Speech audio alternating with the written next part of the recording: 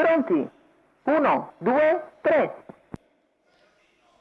Buono il segnale con l'incertezza di Vastar Sky High, mentre al comando ci va Davidia dalla seconda linea dello start con gran partenza. Davidia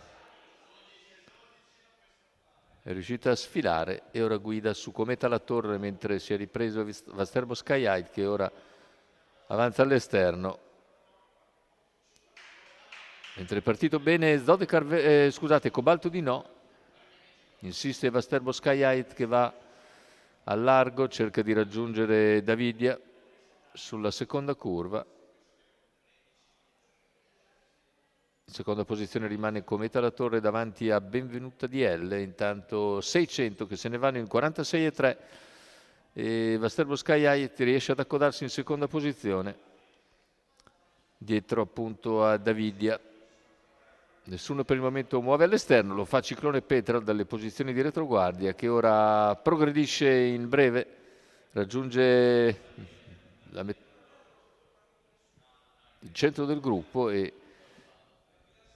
prova ancora a avanzare, mentre davanti a tutti è sempre Davidia nei confronti di Vasterbo Sky High, chilometro iniziale in un comunque veloce 1,17.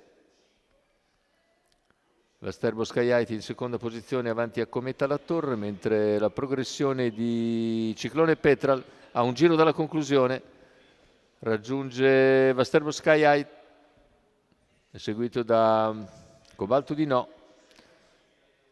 Continua a guidare comunque Davidia quando siamo a 600 dalla conclusione e mantiene a distanza Vasterbo Sky High e Ciclone Petrol che ora cerca di ingambarsi nuovamente. Anche Cobalto di no avanza, cala Vasterbo Sky High con Davidia in vantaggio. Ciclone Petrol all'inseguimento insieme a Cobalto di no.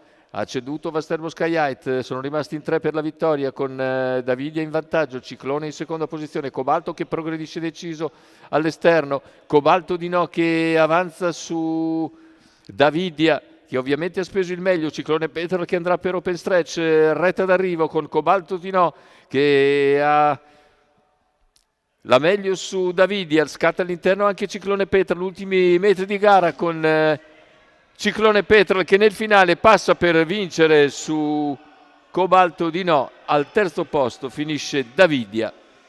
La vittoria poker per Antonio Di Nardo che con Ciclone Petrol riesce a fare intero percorso questa volta e vince scattando in open stretch nel finale per aver ragione di Cobalto di no, che sembrava quello con maggiori energie sul finire della piegata, invece all'interno Ciclone Petrol lo ha piegato e cogliendo così la quarta vittoria in giornata, quarta vittoria anche per Gennaro Casillo, questa volta per conto della scuderia La Spallina.